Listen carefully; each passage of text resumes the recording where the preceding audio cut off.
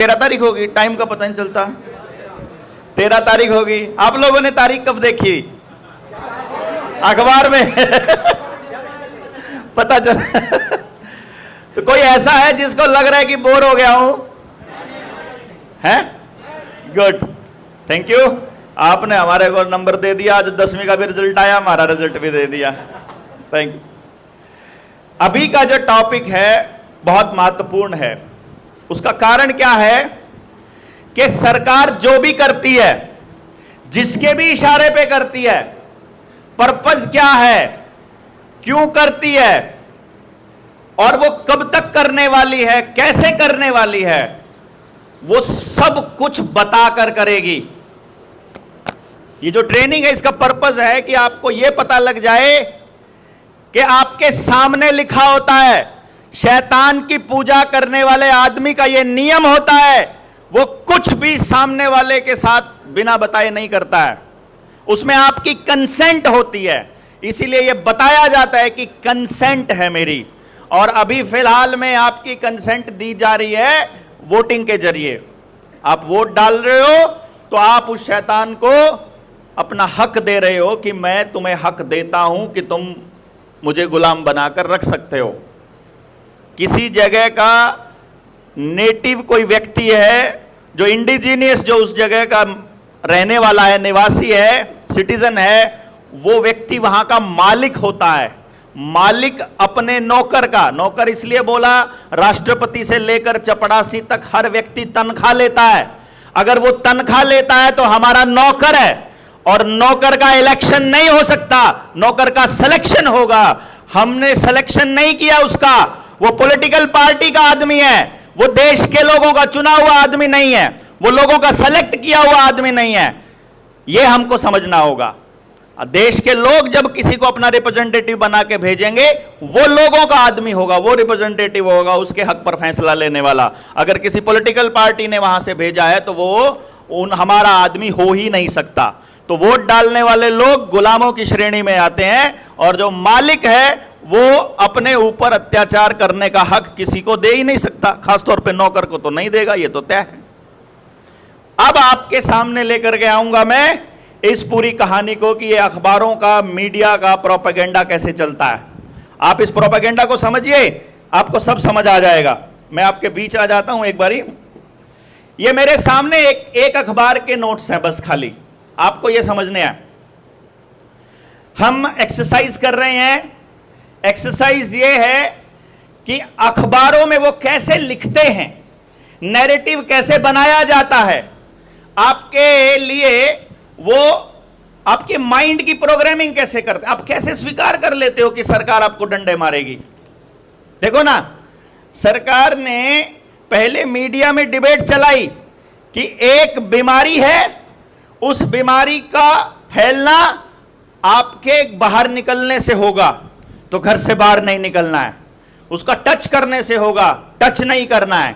अगर टच करोगे तो तुम दूसरे आदमी को इन्फेक्ट करोगे, तो वो आपको प्रोग्राम करेगी कि देखो तुम्हारी आज़ादी की पूरी सम्मान, पूरी इज्जत हम करते हैं, लेकिन अपनी आज़ादी के चक्कर में तुम दूसरे आदमियों को नुकसान नहीं पहुंचा सकते। हमने कहा हमारे तो कोई सिम्टम नहीं है। उन्होंने कहा असिम्टोमेटिक भी बीमारी होती है ना, बिना सिम्टम के भी होती है। तो भाई मेरे को तो कुछ हो नहीं रहा, मैं तो बिल्कुल ठीक हूं। अरे नहीं, सिम्टम नहीं दिखेंगे, तुम बीमार नहीं पड़ोगे, तुम्हारा इम्यून सिस्टम बहुत मजबूत है, लेकिन तुम फैला सकते हो। तो फिर तुमको जाना नहीं है। तुम अगर जाओगे, तुम अगर बाहर जाओगे। 2 दिन पहले मेरे सामने एक पुरानी वीडियो आ गई जिसमें एक गांव का चौकीदार ये कह रहा है, अगर हुक्का पीते मिल गए, अगर गली में बैठे मिल गए, अगर चौपाल में बैठे मिल गए, अगर कुछ इकट्ठा होकर के करते मिल गए, तो फिर सरकार दंड देगी। मतलब वो आपको सरेआम बोल रहा है कि तुम अपने ही गांव में इकट्ठे नहीं हो सकते। बट एनी हाउ, आज का जो टॉपिक है, कल आप लोगों ने अखबार पढ़ा कि कौन कौन है जिसका नजरिया बदला अखबार देखने का? सबका बदला। बहुत सी बातें तो मुझे बताने की जरूरत ही नहीं है आप सबको, वो आपने अपने आप निकाल के ले आए। लेकिन कुछ चीजें जो अभी तक की बातचीत में जो आपने अपना रिप्रेजेंटेशन दिया है वो मिसिंग है। वो मिसिंग पीस बस मैं आपको बता देता हूं, उसके बाद आपको अपने आप अखबार जब पढ़ोगे तो सब समझ आ जाएगा। हमेशा अखबार को जब पढ़ो तो इस नजर से पढ़ो कि उसको पढ़ने वाला व्यक्ति क्या सोचेगा। अब यहां पढ़ने वाले व्यक्ति कौन है? यहां पर दूसरी भाषा के लोग भी हैं जिनको हिंदी कम आती है समझ, हिंदी का अखबार पकड़ा दिया उनको। यहां वो लोग भी हैं जिनको जो कम पढ़े लिखे हैं, जिनको थोड़ा थोड़ा स्लो पढ़ना आता है। कुछ ऐसे हैं जो व्यक्ति अखबार पढ़ने के एक्सपर्ट हैं, लेकिन उस बात का दिमाग के ऊपर क्या असर होगा इसको बताने के एक्सपर्ट नहीं है। साइकोलॉजी के एक्सपर्ट थोड़ी ना हो आप कैसे बता दोगे? कल हमने वो एक्सरसाइज करी थी, मतलब 2 लाइनें तो हमारे ठीक से याद नहीं रहती, आगे क्या आगे बतानी है कि नहीं? सामने वाले ने क्या बोला वो 2 लाइनें तो हम आगे तक लेकर नहीं जा पाए। इतना बड़ा अखबार और इतनी इंफॉर्मेशन और टेक्निकल पॉइंट्स कैसे लेकर के जाएंगे? सवाल बड़ा है ना। तो नैरेटिव हमेशा सबकॉन्शियस माइंड में अपने आप बनते हैं, वो कहकर नहीं बनाए जाते। बच्चे को एक बार दहलीज पार करते ही थप्पड़ मार दो, फिर दूसरी बार पैर रखते ही थप्पड़ मार दो, अगली बार पैर रखेगा नहीं भाई साहब वहां पे। वो उसको कहा नहीं आपने कि वहां नहीं जाना, बस वो हो गया। यानी कि ये पनिशमेंट है, एनफोर्समेंट है, मोटिवेशन है, ये जो स्टिमुलेशन है, ये सारे के सारे प्रोसेस अपनाए जाते हैं आदमी के दिमाग को या किसी भी जानवर के भी दिमाग को प्रोग्राम करने के लिए। वो हम अपना हर एक जानवर के साथ करते हैं। खाना खाने के लिए बुलाना है ना, बैठाने के लिए बुलाना। तो अखबार वाले आपको प्रोग्राम करते हैं। वो कैसे करते हैं इसको समझिए। आपने एक पॉइंट नहीं देखा, दैनिक भास्कर का अखबार उठा करके देखेंगे, अभी नहीं देखना है। आप जब देखोगे, आप में से जब पेज नंबर पढ़ रहे थे एक, तो आपने ये नहीं देखा कि इस अखबार के पहले 4 पेजेस के ऊपर पेज नंबर नहीं है। पेज नंबर 5वें पेज से स्टार्ट हुआ एक। इसका मतलब वो 4 पेज या तो एडवर्टाइजमेंट्स हैं या वो प्रोपेगेंडा है, वो अखबार का हिस्सा नहीं है क्या? है? उन पे नंबरिंग क्यों नहीं है? क्योंकि नंबरिंग ही 5वें से स्टार्ट हुई, 5वें पे 1 नंबर दिया हुआ है। और पहला पेज जिसका मतलब 1 नहीं लिखा हुआ है, लेकिन पहले पेज पे जो छपा है वो किसी कोचिंग इंस्टीट्यूट की एडवर्टाइजमेंट्स है, यूनिवर्सिटी की है एक। वो एडमिशन का टाइम है तो एडमिशन के लिए वो आपको बुला रहे हैं। अब एडमिशन से रिलेटेड अंदर भी खबर है। अगर इसी एडमिशन से रिलेटेड अंदर वाली खबर को देखोगे तो हमें अपने एक माँ बाप होने के नजरिए से उसकी आप नजरिया देखिएगा। अगर आप पेरेंट नहीं हो तो स्क्रीन पे आपको उस यूनिवर्सिटी का नाम दिखाई दे रहा है, तो आपके यहां पर वो छप रहा है कि यूनिवर्सिटी का ब्रांड हो, उसकी ब्रांडिंग हो रही है। लेकिन अगर आप पेरेंट हो तो आपको कहीं ऑप्शन नहीं नजर आ रहा, तो एक ऑप्शन आपके सामने आ जाएगा कि चलो यहीं कॉल करके देख लेते हैं। इस पे अभी आगे बात करेंगे। फिलहाल मैं इसको थोड़ा आगे लेके जाता हूं, जहां से अखबार ने कहा है कि यहां से पेज नंबर 1 है। उसके पहले पन्ने पर आज के 10वीं के पेपर, 10वीं का रिजल्ट आया हुआ है। ठीक है? कोई भी व्यक्ति कभी भी किसी भी चीज को 360 डिग्री नहीं देख पाता है, कोई भी नहीं देख पाता। जो क्लेम कर रहा है कि मैं देख पाता हूं वो भी नहीं देख पाता।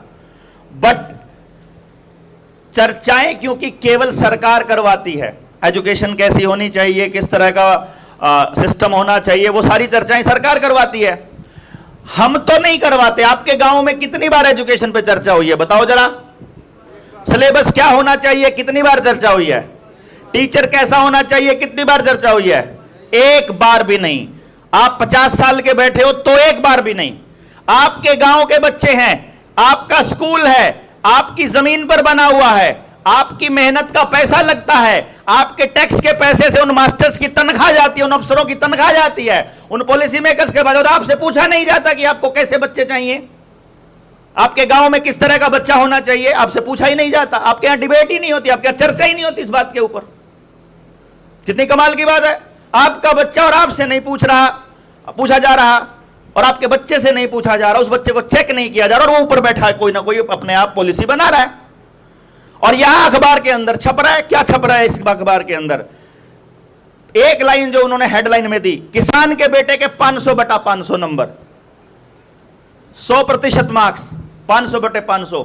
कोई वाहियात, जाहिल, बेवकूफ, गधा किसी को 100 में से 100 नंबर दे सकता है, जब तक कि वो न्यूमेरिक ना हो। मैथमेटिक्स में आ सकते हैं, ऑब्जेक्टिव टाइप क्वेश्चन पेपर उसमें आ सकते हैं, जहां किसी बात को लिखना हो, एक्सप्लेन करना हो, वहां 100 में से 100 कभी आ ही नहीं सकते। तो जिसने भी ये पेपर रिजल्ट दिया है 100 में से 100 का, वही गधे हैं एक नंबर के।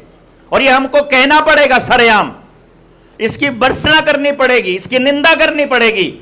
किसी बच्चे को आपने ये यकीन दिला दिया कि ये 100 में से 100 है, और कल को वो बच्चा वैसे ही बच्चों की तरह नजर आएगा जो आपके स्कूल के, सर्च करो एक बारी, आपके साथ जो पढ़ता था, आपकी क्लास का टॉपर कहां है आज, आपके साथ जो पढ़ते थे। और आपने जितने टॉपर आज तक अपने रिश्तेदारियों में देखे हैं, जितने टॉपर्स आज तक स्कूलों ने पैदा किए हैं, मैं गारंटी से कहता हूं हर टॉपर आज के टाइम पे डिप्रेशन में है, वो उस टाइम का टॉपर भी, क्योंकि वो अपने रिश्ते अगली पीढ़ी के साथ तोड़ चुका है। टॉप पे आने का क्या मतलब है? 500 में से 500 नंबर ले लिए, क्या सरकार इस 500 में से 500 नंबर लेने वाले बच्चे की गारंटी लेती है उसके जीवन की? है कोई गारंटी? कोई गारंटी नहीं है। मैं इस 10वीं वाले बच्चे को, इसी बच्चे को 2 साल बाद दिखाऊंगा डिप्रेशन में, क्योंकि इसने एक बेंचमार्क सेट कर दिया अपने जीवन के लिए कि 500 में से 500। अगर 12वीं में 500 में से 500 नहीं आए तो यह बच्चा क्या फील करेगा, सोचो आप। अगर यह बच्चा इसके बाद 12वीं के बाद भी अगर उसका सिलेक्शन नहीं हुआ मेडिकल वाले एग्जाम में, या कहीं जहां मनपसंद वाली स्ट्रीम में या मनपसंद कॉलेज में, तो यह क्या फील करेगा, और जैसी जीवन यह जी रहा होगा, इसका क्या हाल होगा। इसे एक ही बच्चे की बात कर रहा हूं मैं। और यहां बोला किसान का बेटा, तो वो किसान को यह कह रहा है, अखबार यह कह रहा है किसान को कि तुम अपने बच्चों को पढ़ाओ, तुम्हें खेती करने की जरूरत नहीं है। सब किसान लग जाएंगे, देख एक किसान के बेटे ने 500 में से 500 ले लिए, तेरे को क्या दिक्कत है भाई, वो भी तो किसान का ही बेटा था। उसी टाइम लग जाते हैं ना हम लोग कहने। इसी अखबार के अंदर लिखा हुआ है, छोरियां फिर छाई, लड़कों से 2.10% ज्यादा पास हुई। इसी लाइन के अंदर लिखा हुआ है। क्या आपने लड़के और लड़कियों का कंपटीशन चालू कर रखा है समाज के अंदर? क्या कंपटीशन से जीते हो आप? अब तक आपके 2 बच्चे हैं, आप बोलते हो कि तुमने अपने बहन से, भाई से आगे निकलना है जिंदगी में, या साथ रहना सिखाना होता है? आगे निकल के जाएंगी कहां वो लड़कियां? आपका बच्चा पहले नंबर पर आकर सारे देश से आगे निकल जाएगा, वो अकेला खड़ा रहेगा आगे निकल के, बाकी तो पीछे ही है। रहना तो समाज में है। साथ रहने का क्या क्या क्या क्राइटेरिया है भाई? साथ में प्रेम से रहने का क्या क्राइटेरिया है? इज्जत से रहने का क्या क्राइटेरिया है? क्या यह पेपर डिसाइड करेगा? क्या ये नंबर डिसाइड करेंगे? Nothing at all. आपके बच्चों की जिंदगियां बर्बाद कैसे करी गई है? 10वीं क्लास में जिस बच्चे ने 500 में से 500 नंबर लिए हैं ना, उनके मां बाप को हम बता दें और बाकी सारे देश को बता दें, जो 10वीं तक का सिलेबस है सीबीएसई का, मैं चैलेंज कर रहा हूं ये बात। अभी इसके बाद हम लोग जाएंगे स्कूल वाले प्रोग्राम में, जाएंगे हम पूरे के पूरे हरियाणा में साइकिल यात्रा निकालेंगे, हम पूरे हरियाणा को जगाते हुए निकलेंगे और हम उसमें चैलेंज देंगे। गधे से गधा बच्चा जिसको तुम मानते हो, हम कहते हैं हर बच्चा जीनियस है, लेकिन जिसको तुम कहते हो कि इस बच्चे को कुछ नहीं आता है, वो बच्चा अगर उसको सिर्फ जोड़ घटा गुणा भाग और पढ़ना लिखना 2 बातें आती हो ना, सिर्फ पढ़ना लिखना और जोड़ घटा गुणा भाग, यही इतना ही आता हो, तो 10वीं तक का सिलेबस 6 महीने से ऊपर का नहीं है। पहली से 10वीं तक का 6 महीने में ऐसे ऐसे चुटकियों में निकलता है। जो सिलेबस 6 महीने में करवाया जा सकता है, उस सिलेबस के लिए आपके बच्चे के 13 साल बर्बाद कर दिए इन हरामखोरों ने। 16 साल का हो चुका है और उस 10वीं क्लास के बच्चे के जिसके 500 में से 500 आए हैं, जाकर के पूछो तुम जिंदगी में क्या करोगे। ना वो समाज में बैठा है, ना वो समाज के लोगों से बात की है, ना उसको पता है देश में क्या समस्याएं चल रही हैं, ना उसको मालूम है कि तुम्हारी जिंदगी क्या होने वाली है, ना उसे अपने गांव के हालात पता हैं, ना आज से पहले के हालात पता है, ना 50 साल पहले के पता, ना अपनी सभ्यता का कुछ पता, ना अपनी संस्कृति का कुछ पता, ना अपनी पीढ़ियों का कुछ पता। वो पूरे समाज से कटा हुआ, बस किताबों पर बैठा रगड़ा एक किताबी कीड़ा बन के रह गया है। उसको वो किसी काम का नहीं है। समाज के जितने डेप्यूटी कलेक्टर बने, किसी ने अपने गांव के बारे में कुछ किया कभी? बड़ा होकर के बनने के बाद कोई नहीं कर पा रहा। कोई एसपी नहीं करा, किसी मंत्री ने नहीं किया, किसी नेता ने नहीं अपने गांव के लिए कुछ किया। एक भी आदमी अभी तक ये पढ़ लिख करके या नेता बन करके निकला हुआ आदमी, एक भी वो व्यक्ति जिसने नंबर लिए थे, वो फर्स्ट आया था, वापस आकर अपने गांव के लिए कुछ नहीं किया उसने। क्या करना इस पढ़ाई का भाई? किसके लिए तैयार कर रहे हो तुम ये पढ़ाई?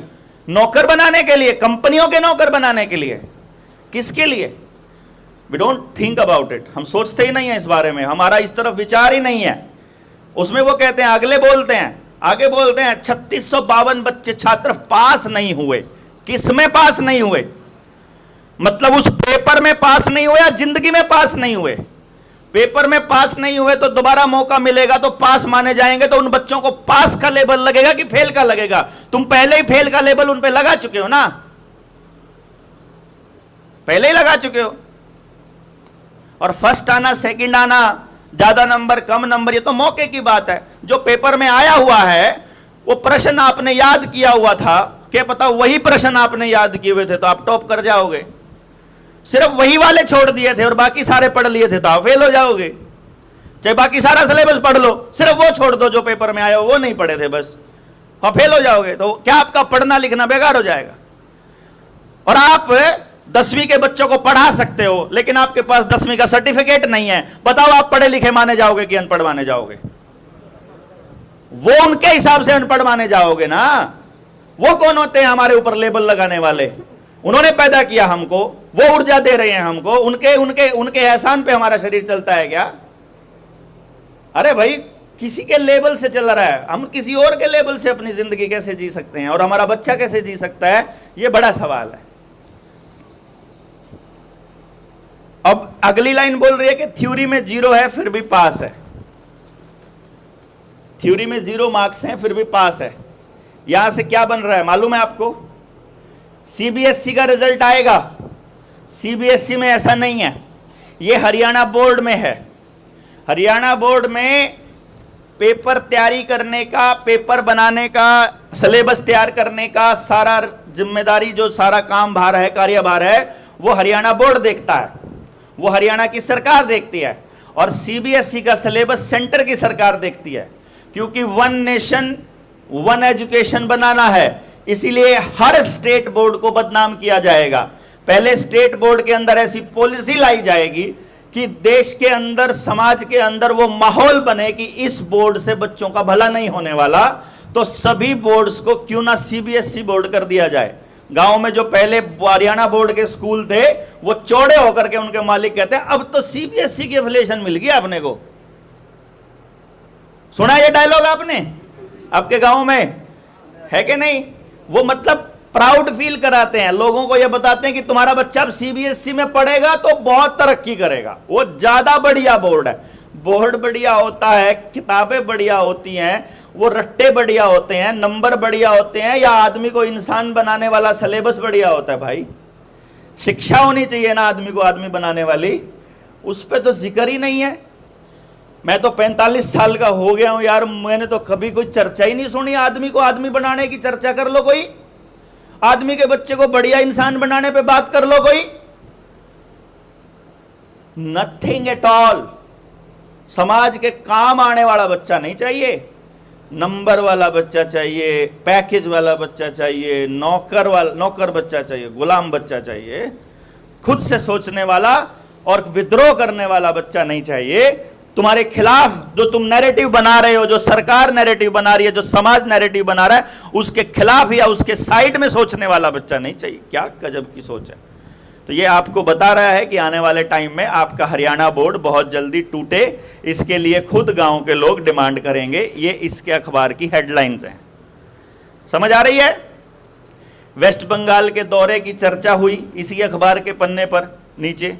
एक आदमी कह रहा है कि मुझे दलितों की सेवा के लिए जन्म दिया था, और एक आदमी कह रहा है कि अगर ये प्रधानमंत्री बन गया तो दलित गुलाम समझो। अब भैया हम कंफ्यूज हो गए, दोनों में से सही वाला कौन सा है? उन्होंने क्या किया, अखबार ने बड़े अच्छे से किया, दोनों की ईगो शांत कर दी। एक पक्ष वाले को भी बोल दिया, दूसरे पक्ष वाले का भी बोल दिया, हो गया काम खत्म। आप कंफ्यूज हुए पड़े रहो कि असली में क्या है। रियल में तो मतलब कौन दलित, लोगों को दलित कौन नजर आ रहा है? जब आपने दलित शब्द सुना तो कौन है? आपने सोचा शायद एससी बीसी की बात कर रहे होंगे, शायद शेड्यूल्ड कास्ट की बात कर रहे होंगे, शायद गरीब की बात कर रहे होंगे। मैं तो दलित जो जिनको दला गया, जिनको दाल की तरह दला जा रहा है, मैं तो उनको बोल रहा हूं। तो हम भी सारे दलित ही हैं, हमको भी तो ऐसे ही रगड़ा जा रहा है भाई। और हमारी तो सेवा नहीं हो रही है, हमारी तो दूसरी सेवा हो रही है। बिलाजा तेरी सेवा करांगे जो पुलिस वाले करा करें सेवा है। हमारी दूसरी सेवा तो हो रही है, वो सेवा नहीं हो रही जो सेवा ये कह रहे हैं। पता नहीं कौन सी सेवा करने के लिए बनाया है। अगला बोलेगा मैं तो कहा था, हम तो इसी को सेवा बोलते हैं बाबू जी है कि चलो भाई इसको दीवार के सहारे लगाओ, और लगा के 4 डंडे, हो गई जी सेवा। अरे तुमने सेवा करने बुलाया था भैया जी, इसी को सेवा बोलते हैं हम तो। यहां पॉलिसी नहीं है, कोई भी पॉलिसी नहीं है। और अगर कोई पॉलिसी है किसी सरकार के पास, अगर कोई प्रतिनिधि आपको बोल रहा है इस वक्त कि मेरी सरकार बनेगी तो मैं ये करूंगा, या तो है ही नहीं है उस गधे के पास पॉलिसी, और अगर है तो वो लालच की पॉलिसी है। वो आपको लालच दे रहा है, वो आपको बोलना नहीं सिखा रहा, वो आपको ये नहीं कह रहा है कि तुमको बोलना कैसे है, वो ये बोल रहा है कि तुमको क्या देंगे। मतलब जैसे भिखारी बना दिया हमें, है कि तुम्हारे टुकड़ों पर पलने वाले भिखारी हैं हम ना। एनी हाउ, आगे पेज नंबर 2 के ऊपर मुझे एक खबर नजर आई। ऐसा नहीं होता है, एक बात को जरूर समझिएगा। कई साथी मैंने देखे, वो हर खबर की खाल उतारने पे लग गए, उनको हर खबर के अंदर माइंड प्रोग्राम नजर आने लग गया। उनको वो बोले कि वो अपना साथी बैठा सुरेंद्र, बोला जी सारी नेगेटिव है इस तो। मगर सारी नहीं होया करती, पॉजिटिव देख मैं ढूंढ कौन सी पॉजिटिव हो ना। पॉजिटिव मिली 1-2, बोला ये 1-2 तो है ही पॉजिटिव। मैं कहा पॉजिटिव नेगेटिव, असल में अखबार का काम पॉजिटिव या नेगेटिव खबर देना नहीं होता है, अखबार का काम खबर देना होता है। अब आपको देखना है कि वो खबर आपके गली मोहल्ले की खबर आ रही है कि नहीं आ रही है। असली खबर क्या होनी चाहिए, व्यवस्था कहां खराब है। असली खबर जो अखबार को या मीडिया को देनी है, वो नियम ये है, या फिर आप ये समझो कि होना ये चाहिए कि आपकी गली की कोई व्यवस्था खराब है, आपके गांव की कोई व्यवस्था खराब है, काम करने वाला व्यक्ति कोई काम नहीं कर रहा है, कोई गलत काम कर रहा है, उसकी खबर दी जाए। लेकिन जब ये खबरें नहीं आएंगी, खबरें उस टाइप से पेश की जाएंगी। ये भी बता दूं मैं आपको, आपका जो रिपोर्टर है वो अपने यहां से प्रिंट करके टाइप करके अपनी खबर को भेज देता है। उसकी हेडिंग क्या बनानी है वो यहां से टाइप करके भेजता है, लेकिन कई बार हेडिंग ऊपर से बदल कर आती है। मतलब हेडिंग उन्होंने तो ये भेजी थी, ऊपर से कुछ और आएगी वो हेडिंग। यानी अगर खबर मिल जाए, और ऐसा भी नहीं होता है कि सारी खबर मैनिपुलेटेड होती हैं, मौका होता है कि उस वक्त वो बंदा वहां पर वो घटना घट गई और वो ऊपर वाले भी इंतजार कर रहे थे कि हमें ऐसा कुछ करना है, और उसी टाइम फिर उस मौके का फायदा उठा लिया जाता है। समझ गए बात?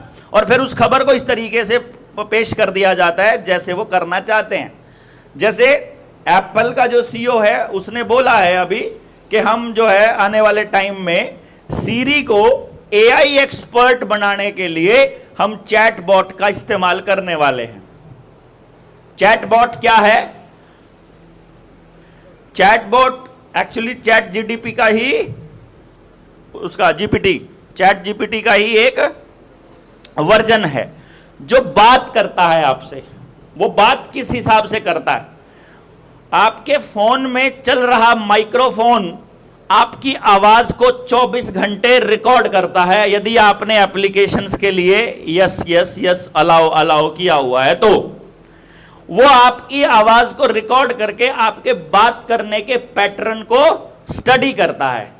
वो आपकी आवाज को सिग्नेचर के रूप में लेकर के उसको अपने पास स्टोर करता है, उस सारी इंफॉर्मेशन को, और उसका एक डेटाबेस तैयार करता है।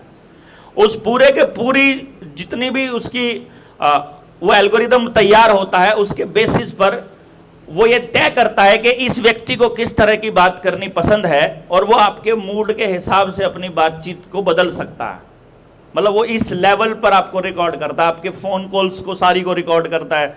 आप वो जितनी आप मेल भेज रहे हो वो सारी रिकॉर्ड हो रही हैं, उन सबको स्टडी किया जाता है। आप जितनी चिट्ठियां भेजते हो, जितने मैसेजेस भेजते हो, चाहे टेक्स्ट मैसेज भेजो, चाहे व्हाट्सएप पे भेजो, चाहे टेलीग्राम पे भेजो, वो सारे मैसेजेस को वो एआई पूरा का पूरा स्टडी करती है, और वो देखती है कि ह्यूमन किस तरह से बिहेव करता है। आपका फ्रंट कैमरा आपके चेहरे को 24 घंटे निगरानी में रखता है। जब भी आप फोन को देखते हो तो वो 24 घंटे देख रहा है, तो वो ये भी देख रहा है कि इस तरह की खबर पढ़ता है जब ये बंदा, तो इसके चेहरे के भाव कैसे बदलते हैं। तो उससे वो आने वाले वक्त में सीसीटीवी कैमरा उस इंफॉर्मेशन को कैच करके बता देगा कि इस टाइम ये आदमी गुस्से में है, इस टाइम ये आदमी खुश है, इस टाइम ये आदमी प्रेम में है। समझ गए बात? बिल्कुल माइक्रो लेवल पर आपके एक्सप्रेशंस को रीड करता है, वो इस लेवल पे होता है। तो ये इस एआई का इस लेवल पर इस्तेमाल करने की बात कह रहे हैं कि आपके फोन के अंदर आने वाले टाइम में। अब पेज नंबर 3 बहुत इंपॉर्टेंट है, जिसके अंदर किसानों की ऐसी तैसी करने का फरमान दिखाई दे रहा है हमें बिल्कुल स्पष्ट रूप से, जिसमें वो कह रहे हैं कि 31 गुना बढ़े ट्यूबवेल कनेक्शन, और धान के 8 और गेहूं के रकबे में 3 गुना की हुई बढ़ोतरी। अब इससे क्या हो रहा है कि जो खेती नहीं कर रहा है वो पानी की कमी को किसान की गलती बता रहा है, जो खेती नहीं कर रहा है। समझ रहे बात आप? और जो खेती कर रहा है उसको पता नहीं चल रहा है, वो ये सोच रहा है बारिश नहीं हो रही है इसलिए पानी की कमी है, या पानी नीचे चला गया अंडरग्राउंड इसलिए पानी की कमी है। और रियलिटी में आपकी नदियों को प्लान करके खराब किया जा रहा है, गंदा किया जा रहा है, योजनाबद्ध। मतलब जिस नदी के पास कोई फैक्ट्री नहीं है, या जिस जगह पर अंडरग्राउंड पानी ठीक ठाक है, वहां बोर करके फैक्ट्रियों के केमिकल्स को नीचे भेजा जा रहा है। आपने कोई ऐसी फैक्ट्री देखी, नजर है? किसी के ऊपर हाथ खड़ा करके बताइए। ये रहे, ये रहे, ये रहे, ये रहे, इनको मालूम है ये सब कुछ, गांव में ही है ना? समझ गए बात आप? यानी कि फैक्ट्री की उस केमिकल को जानबूझ के नीचे पानी के अंदर बोर किया जाता है जमीन के अंदर, ताकि आपका पीने वाला पानी खराब हो जाए, क्योंकि अगला कंट्रोल पीने वाले पानी से होना है। पानी के ऊपर इनका पूरा टारगेट है कि पानी होल्ड में आ जाए। यहां तो मैं जहां पे खड़ा हूं इस एरिया में तो जमुना का एरिया है, यहां तो पानी 20 फीट 30 फीट 40 फीट ऐसे बड़े आराम से पानी मिल जाता है। क्यों जी? यूपी वालों, ऊपर ही पानी है यहां पे तो है, और जो उसके नजदीक है, जमुना के नजदीक है थोड़ा सा और, वहां थोड़ा और ऊपर होगा। अब ये लोग क्या कर रहे हैं, जिस जगह पर पानी इतना ऊपर है उस जगह पर भी ये पानी के कनेक्शंस दे रहे हैं जो आधार के साथ जुड़े हुए हैं। अब आपके गांव में लैब आने लगेंगी, पानी की क्वालिटी चेक करेंगी, वो बताएंगी कि यह पानी जो है पीने के लिए सुरक्षित नहीं है, इसलिए आपको टूटी वाला पानी ही लेना पड़ेगा, ताकि आप इंजेक्शंस ना ले हो तो टूटी वाले पानी में डाल दे तुम्हारे। ठीक है? हाँ, जो तुम नहीं लेने वाले खून में पहुंचानी है उनको चाहे जैसे मर्जी पहुंचाए भैया। अच्छा, एक और बात फिर वो कह रहे हैं कि धान और गेहूं का रकबा बढ़ा। इन्होंने 35 फसलों पर एमएसपी दिया था और 35 में से सिर्फ 2 पर दे रहे हैं। कानून बनाया था जब, उन सारी फसलों पर नहीं दिया। इसका मतलब सरकार जिस फसल को बढ़ावा देना चाहती है उसके लिए फैसिलिटी दे देगी, और जिसको नहीं बढ़ाना चाहती है उसके लिए फैसिलिटी नहीं देगी। अब किसान के बच्चा सरकारी स्कूल में ना पढ़े ये भी सरकार ने सुनिश्चित किया। अगर वो प्राइवेट स्कूल में पढ़ेगा तो उसको पैसा चाहिए। वो अपने बस उसको देंगे नहीं, गांव में बस की सर्विस मिलेगी नहीं, सस्ती बस की, टाइम पर उसको आना जाना हो नहीं पाएगा, तो उसे अपना साधन लेना पड़ेगा, तो उसको फिर पैसा चाहिए। अगर उसको पैसा चाहिए तो उसको पैदावार ज्यादा चाहिए, पैदावार ऐसी फसल की चाहिए जिस फसल से उसको थोड़ा बहुत प्रॉफिट हो जाए, और उस प्रॉफिट के चक्कर में वो वाली फसलें लगाएगा जिसको मंडी में खरीद मिल जाती है। जो मंडी में खरीदी जाए, तो मंडी में तो सरकार सिर्फ 2 ही फसलें खरीद रही है, तो जो फसलें खरीद रही है उन्हीं फसलों का वो उत्पादन कर रहा है। तो इसमें गलती किसान की है कि सरकार की है? कल एक बात चल रही थी कि किसान यहां फाने जला रहा है, अपने गेहूं के फाने जला रहा है। मैंने बताया था आपको, मधुकर भाई यहां पर बैंकर बैठे हैं, नाबार्ड में काम कर चुके हैं, और इन्होंने हमको बता भी दिया था, और ये तो बात हम लोगों को भी मालूम था कि नाबार्ड आपको अगली फसल पर लोन सिर्फ तब देगा जब आप पिछली फसल के फाने जलाए हों, यानी फाने जलाने पर ही लोन मिलेगा, यह कंडीशन है वहां। अब ये उस आदमी को नहीं पता जो बकवास करके कहता है कि किसान फाने जला रहा है, उसको वो सब्सिडी मिलनी ही नहीं है जो सब्सिडी मिलनी चाहिए थी। अगर उसने नहीं जलाए होंगे तो उसको मजबूर किया जा रहा है वो अपनी जमीन खराब करे ताकि उसकी पैदावार कम हो, तो वो अपनी खेती को छोड़कर भागे, नहीं तो इंतजार करे कि किसी तरह से एक्वायर हो जाए। वो इसी तरह इंतजार करेगा ना एक्वायर हो जाए। समझे बात आप? अभी इसका मतलब यहां गलती किसकी है? ऑब्वियसली जिसने पॉलिसी बनाई है उसकी। वो सरकार है कि उद्योगपति, ये तो राम जाने, लेकिन ये जरूर है कि पॉलिसी मेकर ने पॉलिसी ऐसी बनाई है कि वो अपनी जमीन भी खराब करे, अपनी सेहत भी खराब करे, अपने बच्चों को भी खराब करे, परिवार को भी खराब करे, फसल भी खराब दे, उसमें पेस्टिसाइड यूरिया डाल के उत्पादन भी खराब करे। जिसको जो खाए, चाहे कोई ब्रेड खाए, चाहे कोई बिस्किट खाए, चाहे कोई दाल खाए, उस सब में केमिकल आएगा ताकि समाज का हर व्यक्ति और बीमार होता रहे, ताकि वो फार्मा कंपनियों का 24 के 24 घंटे दलाल बन के, उसका क्या नाम, ग्राहक बन के घूमता रहे, चक्कर काटता रहे अस्पतालों के, कभी किसी चीज का टेस्ट, कभी किसी चीज का टेस्ट। समझ आया गेम? अगला सवाल है, अगला जो खबर है वो कह रहा है पालतू कुत्ते की मौत के सदमे में छात्रा ने फंदा लगा कर दी जान। देखो खबर में तो कुछ नहीं है, लेकिन आप हेडलाइन को देखिए, पालतू कुत्ते का सदमा था, छात्रा ने फंदा लगा लिया उसके चक्कर में। इसके ऊपर कोई रिसर्च नहीं करी इस रिपोर्टर ने, कुछ नहीं देखा कि वो क्या हालात थे उस बच्ची के परिवार में जिसकी वजह से वो इतनी अकेली हो गई कि कुत्ता नहीं है तो उसको कुत्ते से भी बदतर लोग मिले हुए थे क्या? इसका मतलब उसका एकमात्र सहारा उसके घर में कुत्ता था, उसका मां और उसके बाप को उन्हें कुत्ते से भी बदतर मान लिया है। इसका तो यह मतलब निकलता है ना। और उस आदमी ने यह नहीं चेक किया रिपोर्ट लिखने से पहले कि भाई तुम ये पता तो कर लो एक्चुअल स्टोरी क्या थी। जो मां बाप ने बोल दिया, उसने छाप दिया, और उसको छापने से इंपैक्ट क्या पड़ेगा?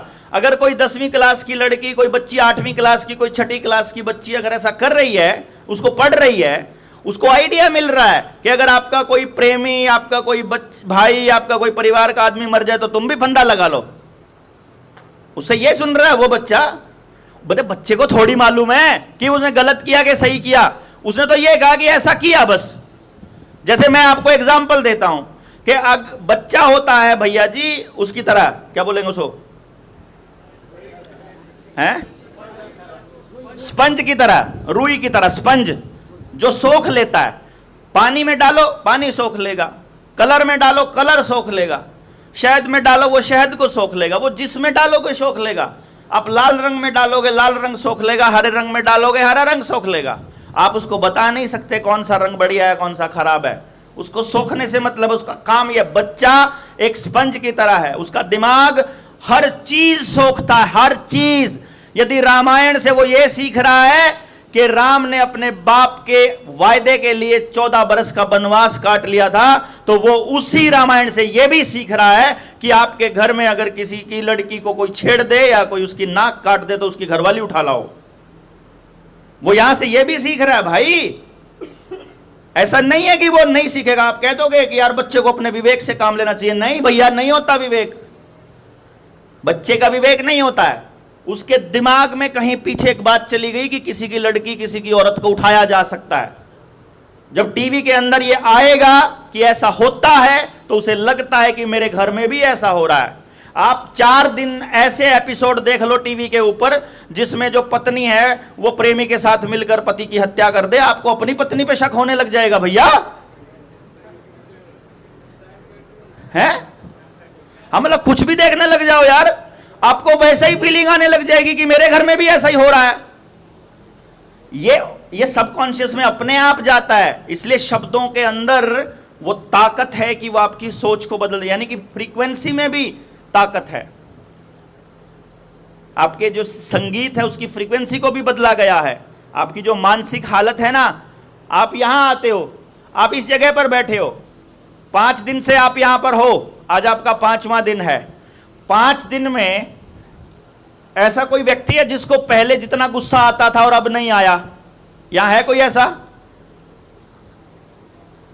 ये देखो, किसी को गुस्सा नहीं आया। ऐसा कोई है जिसको पहले थोड़ी बहुत टेंशन रहती और यहां आके टेंशन सारी गायब हो गई हो? ये क्या है? It's all frequency basically. जो फ्रीक्वेंसी हम आपस में एमिट कर रहे हैं अपने दिमाग से, हम जो बोल रहे हैं वो जैसे भाव के साथ बोल रहे हैं, उस हर तरंग का अपना रोल होता है। ऐसा क्या है कि आपको एक पर्टिकुलर कमरे के अंदर जाकर के फ्रीक्वेंसी आपकी खराब हो जाती है, आपकी मौसम खराब हो जाता है। एक व्यक्ति को सामने से देख के चिढ़ उठती है, एक व्यक्ति को देखते ही चेहरे पे स्माइल आती है। सारा का सारा हमारी प्रोग्रामिंग का तो खेल है। तो जो भी उसमें लिखा जाएगा वहां से हमारा दिमाग एक फ्रीक्वेंसी को पकड़ना शुरू करता है, और वैसे ही हालात आएंगे तो हमको वैसे ही हालात में वैसे ही रिस्पॉन्ड करने के लिए हमारा दिमाग अपने आप हमको मोटिवेट करता है। जैसे अगर मैं एक बार ऐसा बोल दूं कि भारत की हुंकार है, अपने आप निकलेगा मुंह तय। मतलब आप अगर सोए पड़े हो और मैं बोल दूंगा या कोई और बोल देगा तो अपने मुंह से अपने आप जी करेगा कि मैं बोलूं अगली लाइन अपने आप से ही। जरूरत ही नहीं है आपके लिए एक्स्ट्रा कुछ भी करने की। ये रिस्पॉन्स इस तरह से आदमी को तैयार किया जाता है किसी खास माहौल में एक्टिवेट करने के लिए और उसको काम करने के लिए। इसीलिए लोग कहते हैं कि यार यू आदमी ना ब्रेन वॉश करके भेज जोड़ता है। वो बाकी आप देख लियो भाई, निगाहों में बला रहेगा ब्रेन वॉश करे हुए फटे तुम। ठीक बात। अगला पेज नंबर 4, आपने देखा पूरे के पूरे पेज पर या तो शेयर मार्केट है या अंबानी का पालतू कुत्ता है ना? और उस पूरे के पूरे देखो, अगर अखबार में खबर छपेगी तो भैया जी अगर एक पार्टी के कैंडिडेट को अगर जगह मिलेगी तो उसके पैरेलल में जितने कैंडिडेट संभावित हैं जो कंपटीशन में हैं उन सबको जगह मिलनी चाहिए, और बाकियों का भी कम से कम नाम आना चाहिए कि वहां से कौन उसके खिलाफ लड़ रहा है, उसकी क्या पॉलिसीज हैं, उससे भी सवाल पूछा जाना चाहिए, इनसे भी सवाल पूछा जाना चाहिए। और उनके सवाल आप देखो एक बारी गौर से, पूछा कुछ और है, जवाब कुछ और ही आ रहा है घूम फिर के। तो यहां से एकदम स्पष्ट दिखाई दे रहा है कि ये एडवर्टीजमेंट है, ये कोई खबर नहीं है। साफ साफ दिखाई, पहले 4 पेज तो हैं ही एडवर्टीजमेंट्स के, लेकिन इसमें नीचे एक खबर है जो बड़े काम की है। उसमें लिखा है कि यूरोप घरेलू निवेशकों ने रोकी सेंसेक्स में भारी गिरावट।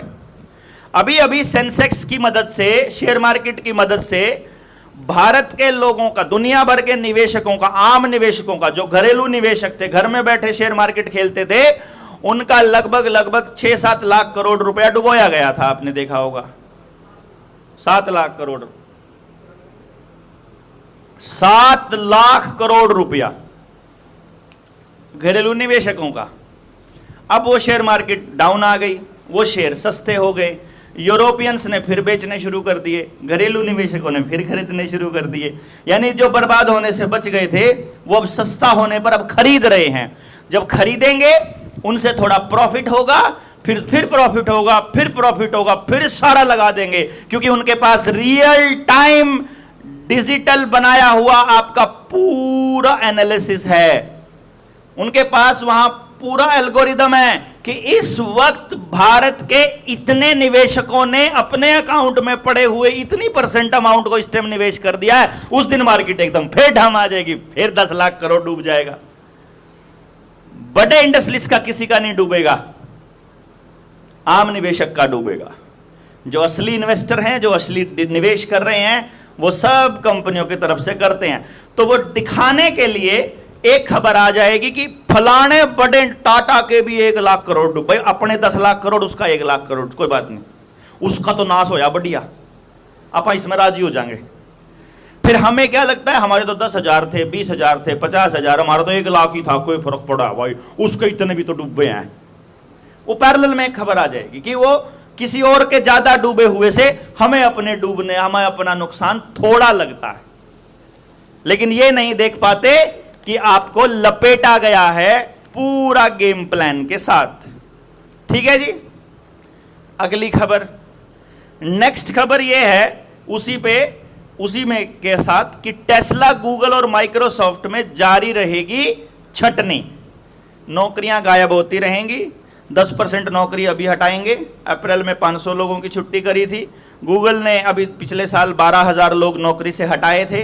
माइक्रोसॉफ्ट में भी मेरे ख्याल 11,000 लोग तो एक ही चंक हटाया था, और धीरे धीरे वहाँ से एम्प्लॉयज़ हटाए जा रहे हैं। अमेजन में जहाँ 11,000 लोग काम करते थे, वहाँ मात्र 100 लोग काम कर रहे हैं इस वक्त। 11,000 लोगों का काम रोबोट ने ले लिया है ऑलरेडी, अमेजन, फ्लिपकार्ट जैसी जगह पर। यानी कि नौकरियां आने वाले टाइम में नहीं हैं, ये वो पहले से आपके दिमाग में डाल रहे हैं, आपको उसके लिए तैयार होने को बोल रहे हैं, वो कह रहे हैं। और भाई साहब मैं आपको बताऊं, वर्ल्ड इकोनॉमिक फोरम की एक डिबेट के अंदर एक बड़ा इन्वेस्टर तो यह भी बोल चुका है कि जो व्यक्ति के पास एआई से जुड़ी हुई स्किल नहीं होगी, वो यूजलेस ईटर है, वो यूजलेस पॉपुलेशन है। आपको वो यूजलेस बोल रहा है, बेकार, कति किसे खाते की नहीं। Got it. और उसको वो कह रहे हैं, हमारे देश के लोग भी बोल रहे हैं। और एक और कमाल की बात है, आप इसको समझिए, इसमें एक लाइन लिखी है कितनी कमाल की इस खबर के अंदर। इसमें लिखी है, जिन कंपनियों में छंटनी होनी शुरू होती है, उन कंपनियों में अगले साल स्वेच्छा से नौकरी छोड़ने वाले 50% तक बढ़ जाते हैं। यानी जितने नौकरी कर रहे होते हैं, आधे अपने आप छोड़ देते हैं कि इससे बढ़िया वो क्या करते हैं, स्विच कर जाते हैं किसी दूसरी कंपनी में लो स्केल पर। उनको पता है कि नौकरी तो जाने वाली है, छटनी पे तो आ गई है कंपनी। तो ये एक कंपनी की नहीं, दूसरी कंपनी की। अब जब वो कहते हैं कि जब गूगल ने छटनी कर दी, जब टेस्ला ने कर दी, जब माइक्रोसॉफ्ट ने कर दी, तो दूसरी कंपनियां भी करेंगी, तो फिर क्या होगा? अब तो अमेरिका में भी तो लाग रहे हैं, ओडे भी तो लॉकडाउन लाग रहा है, ओडे भी तो बैंक बंद होने लग रहे हैं, ओडे भी तो लठ लागन लाग रहे हैं, ओडे भी तो इंजेक्शन लागन लाग रहे हैं, ओडे भी तो मरन लाग रहे हैं। नहीं कहा थे आप? हाँ, होंडा में भी ऐसे ही हुआ था, प्लांट ही बंद हो गया। ठीक है जी। अभी लॉकडाउन किस लिए लगा? सारी गाड़ियों के प्लांट, मोटरसाइकिलों के प्लांट, दूसरे प्लांट जितने भी थे कंपनियां, वो सारी बंद हो गई। सारे के सारे जो वर्कर थे वो अपने गांव में चले गए, पैदल चले थे, आपने देखा होगा। और उसके बाद में जब दोबारा से लॉकडाउन खुला तो उनको वापस नहीं बुलाया गया। उन्होंने मान लिया कि नौकरी तो गई लॉकडाउन की वजह से, लेकिन असल में उनका काम वहाँ ऑटोमेटेड जो डाई फॉर्मेशन था और कंप्यूटराइज सिस्टम था और रोबोट था, उन्होंने पकड़ लिया। अब वहाँ आदमी की ज़रूरत नहीं है वो काम करने के लिए, जो पहले आदमी उठा करके सामान रखा करता था। अब वहाँ ऑटोमेटिक वो सब मशीनें लग गई हैं। और इसको वो 4th इंडस्ट्रियल रेवोल्यूशन बोल रहे हैं, और इसको हम लोग स्वीकार कर रहे हैं। हम लोग ज़मीनें भी इस चक्कर में बेच रहे हैं कि इंडस्ट्रीज़ में जाएंगे।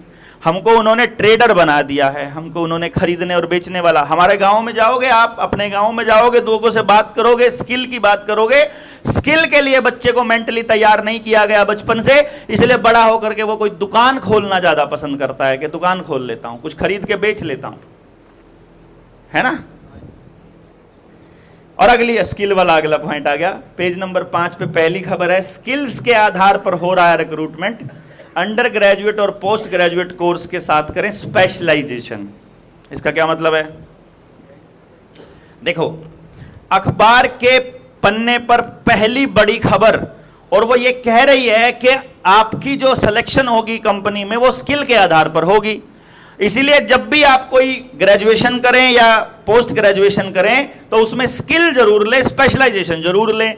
तो आपका जो छोटा कस्बा है उसके कॉलेज में जो कोर्स है उसमें स्पेशलाइजेशन है क्या?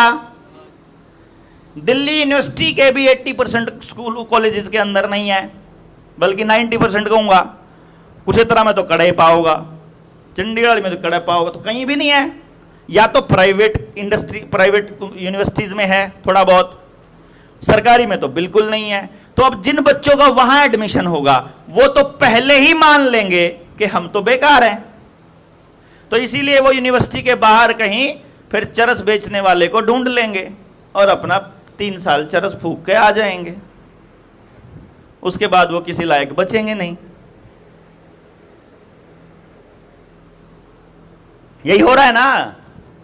मतलब आपकी पॉपुलेशन को, आपके बच्चे को एहसास करा दिया जाएगा कि आप किसी लायक नहीं हो, तो आप मांगोगे ही नहीं। लॉकडाउन के दौरान जिन बच्चों को पास किया गया था वो बच्चे कभी बड़े होकर अपने रोजगार मांग सकते हैं? मांग ही नहीं सकते भाई। चलिए अब अगली खबर सुनिए, ध्यान से देना कि एक एक खबर के ऊपर अपने को, क्योंकि जब जैसे ही खबर आएगी अपने को एकदम 360 डिग्री देख जाना है। जोधपुर में 150 करोड़ रुपए की एमडी ड्रग्स मिली, मेहंदी के नाम पर बना रहे थे। कितने सारे फायदे हैं इस खबर के उनके लिए।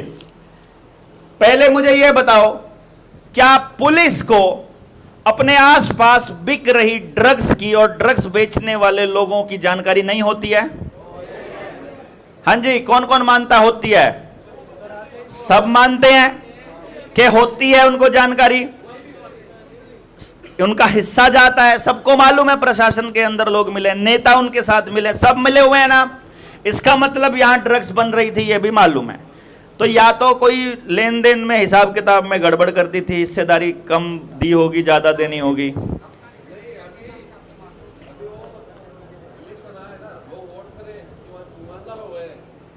अच्छा, इलेक्शन की वजह से, हाँ, कि भाई ईमानदार हो गए हैं। अच्छा, उसकी फोटो भी आई है कि हम ईमानदार सरकार हैं। ठीक है। अच्छा, कमाल की बात यह है कि हमने खबर पढ़ ली और हमें लगा कि ये तो पुलिस अपना काम करने लग गई है, वही ड्रग्स पकड़ लिया।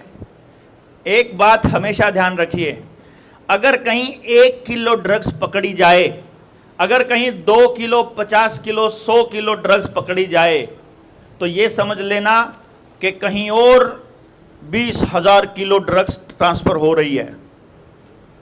सबका ध्यान उस 1 किलो ड्रग्स पर है, लेकिन वहीं कुछ और हो रहा है अल्टीमेटली। समझ आ गई है कि नहीं आ गई है? जैसे चोरी अगर गांव के इस वाले सिरे पर करनी हो तो चोर पुलिस को बोल देगा कि भाई अब की बार उधर जाना है तो अपनी गश्त उधर लगा लो, तो मैं अपने 3 आदमी वहां लड़ाई करने के लिए भेज रहा हूं। तो चोर के साथ ही 3 आदमी गांव के परली साइड में लड़ाई करने लगेंगे। वहां पुलिस को कोई फोन करेगा, पुलिस वहां जाकर खड़ी हो जाएगी, तब तक वहां से हाथ साफ हो जाएगा। Got it? जब ऐसी 150 करोड़ की ड्रग्स अगर यहां मिल रही है तो कहीं ना कहीं 1000 करोड़ का, 2000 करोड़, 10,000 करोड़ का कहीं ना कहीं सौदा हो रहा है। ये अपने दिमाग में फिट बिठा लो। ऐसे नहीं कोई पुलिस कार्रवाई करती है किसी ड्रग्स के धंधे करने वाले के ऊपर। पुलिस की औकात नहीं है, किसी ईडी, सीबीआई, सीआईडी की औकात नहीं है किसी ड्रग्स के धंधे वाले को छेड़ दे, क्योंकि ड्रग्स के धंधा करने वाला आदमी सत्ता में बैठा है, राज कर रहा है, उसके हाथ में पुलिस है। तड़ी पार जहां बैठा हो वहां ड्रग्स वाले को कोई टेंशन हो सकती है क्या भाई साहब?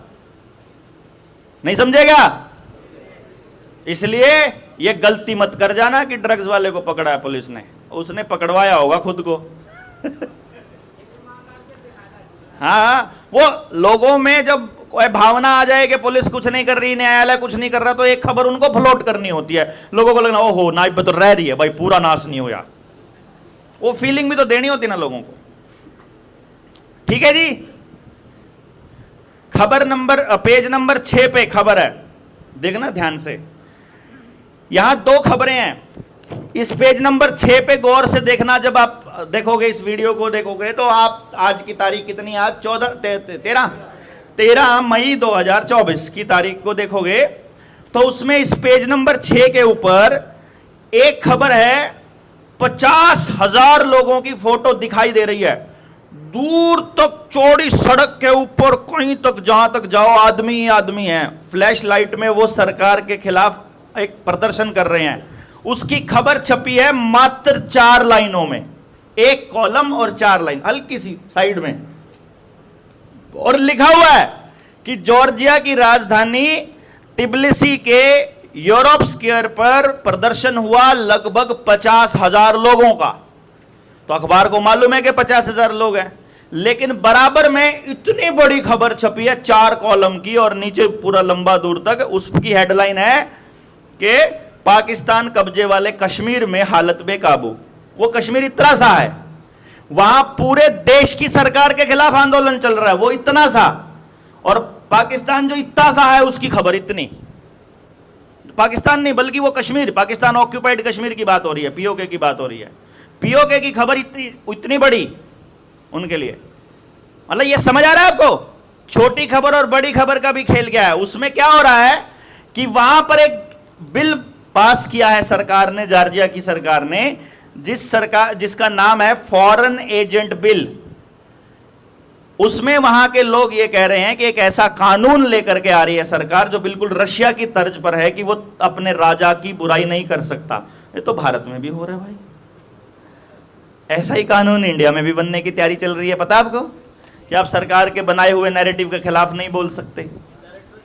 यानी ये पूरी दुनिया में पैरेलल में चल रहा है। ये जैसे आरबीआई पूरी दुनिया में पैरेलल में आए, आरबीआई मतलब रिजर्व बैंक, जैसे बैंकिंग पूरी दुनिया में पैरेलल आई, गुलाम पूरी दुनिया में पैरेलल हुए, डेमोक्रेसी पूरी दुनिया में पैरेलल आई, पुलिस पूरी दुनिया में पैरेलल आई, कानून पूरी दुनिया में पैरेलल आए, ऐसे ही ये जो चल रहे हैं सरकारें बनने का और कानून बनाने के ये गेम, ये बस 2-4 साल के आगे पीछे। कोई कानून यहां हो ना, उसका सर्च करके किसी दूसरे देशों का कानून चेक करो कि वहां कब हुआ पास, आपको पता चलेगा वही 5-10 साल के हेर फेर में हुआ। उनके फेवरेबल सरकार जब बनी उन्होंने बना दिए कानून, उस साल नहीं थी उनके फेवरेबल में, वहां लॉबिंग नहीं हो पाई तो अगले प्लान में बना देंगे। उनको कौन सा जल्दी है भैया। नींद आ गई? भारत की हुंकार है, नहीं आई, इसका मतलब अभी नहीं आई, चेक कर। ठीक, यहीं पर एक बड़ी खबर है कि मणिपुर के म्यांमार के घुसपैठियों ने 996 गांव बसा दिए। वहां का सीएम बोल रहा है मणिपुर का 996 गांव, 1000 गांव बसाना सैली बात है, लेकिन वहां वांगचुक लड़ाई लड़ रहा है।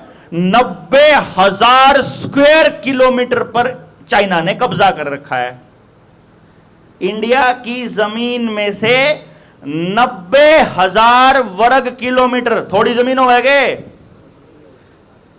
90,000 किलोमीटर मतलब 300 किलोमीटर न्यू, 300 किलोमीटर न्यू, इतने एरिया पे चाइना कब्जा कर चुका है पिछले 5 साल में। वहां वो प्रदर्शन कर रहे हैं सारे लोग लद्दाख के कि इस बात ने भी तो लिखो, लेकिन कोई अखबार एक भी लाइन नहीं लिखेगा,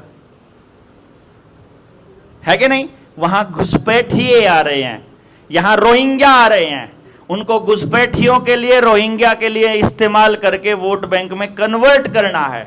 वहां पर आवाज उठानी है, कोई नया कानून लेकर आना है ताकि लोगों की नाक बंद करी जाए।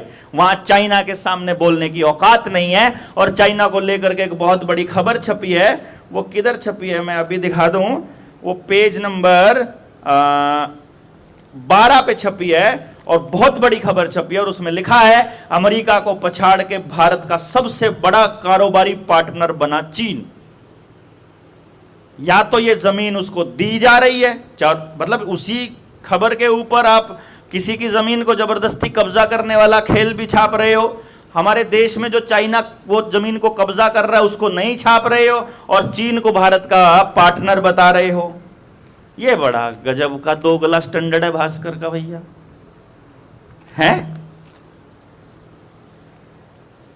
वेनेजुएला वाला जो खेल था, जो कह रहे हैं कि ग्लेशियर पिघल रहे हैं और खत्म हो गए हैं 5 ग्लेशियर वहां से, वो आपको बता रहे हैं जलवायु परिवर्तन हो रही है, जलवायु परिवर्तन का कहर है।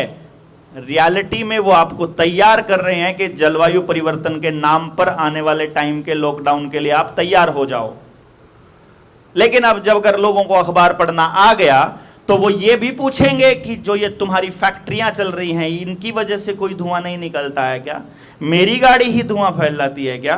ये जो इलेक्ट्रिक गाड़ी तुम बना रहे हो हरामखोरो, ये इलेक्ट्रिक गाड़ी कितना प्रदूषण बनने से पहले कर चुकी होती है, जितना प्रदूषण तो पेट्रोल की गाड़ी 50 साल में नहीं कर पाती, उतना तो वो बनने से पहले कर देती है। ये जो सड़कें तुम बना रहे हो, इन सड़कों को बनाने के लिए जो तुम सीमेंट, रोड़ी, बजरी, रेत, तुम पहाड़ों को काट के ला रहे हो, काटने के लिए कितने क्रेशर तुम बना रहे होगे, कितने वहां पर ट्रक जा रहे होंगे, कितना लोहा बन रहा होगा, कितना प्रदूषण फैल रहा है, ये नहीं पता तुम हमारे लिए ऐसा इंतजाम क्यों नहीं कर देते कि हमें गांव से बाहर ही ना निकलना पड़े?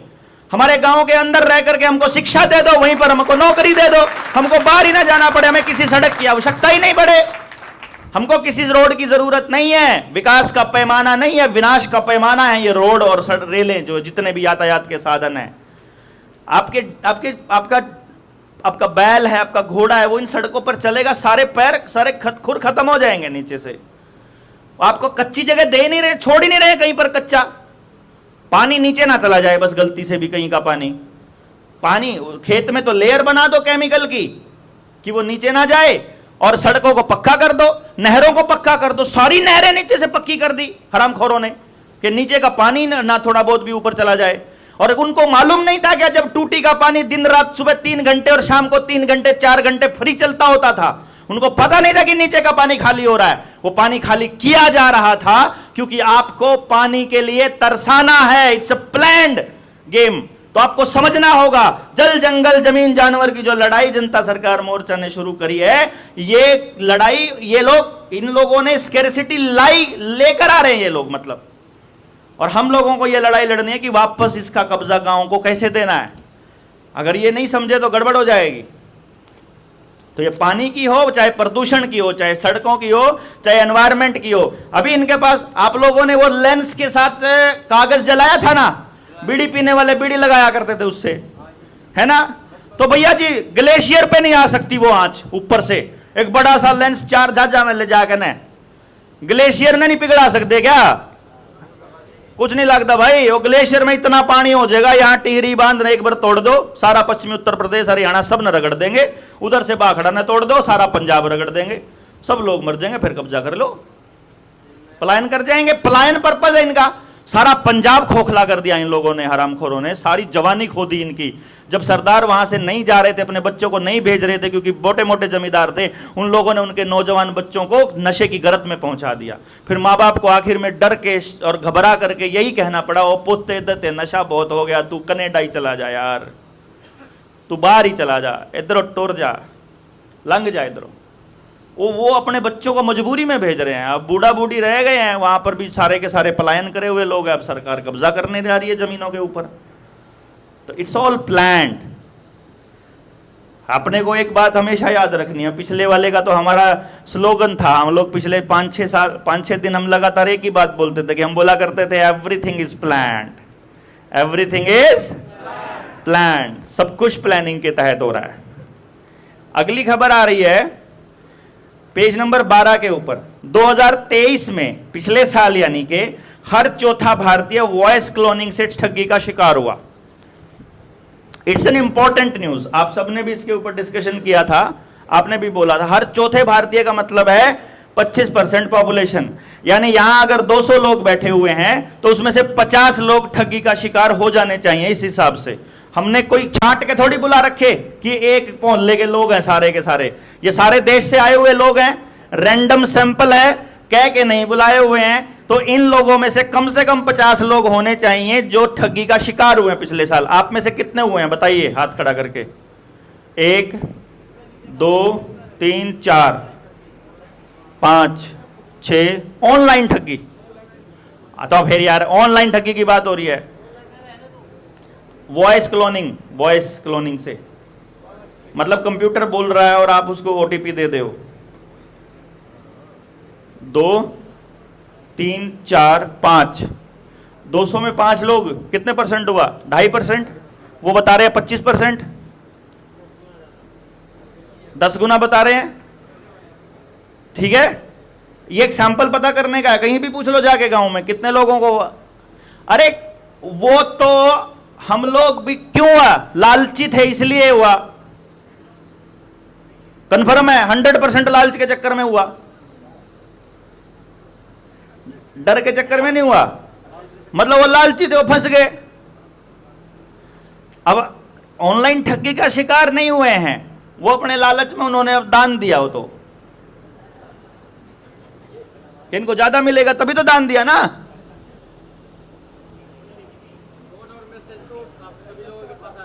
मैसेज तो सबके पास आया हुआ है ना, आप सबके पास, कि आप इतने की लॉटरी जीते हो, आप अपना नाम भेज दो, आपके पास ईमेल आई हुई है, आपके इतने का मतलब प्राइज भी नहीं है। वो सबके पास, किस किस के पास आया? एक बार तो, और सबके पास आया, ठगी का शिकार नहीं हुए। लेकिन अच्छा, जब ये मैसेज आपके पास आया है तो नेता के पास नहीं गया होगा, नेता को पता नहीं होगा वो कहां से आया मैसेज, वो नहीं पता होगा, उसका आईपी एड्रेस क्या है वो नहीं पता होगा।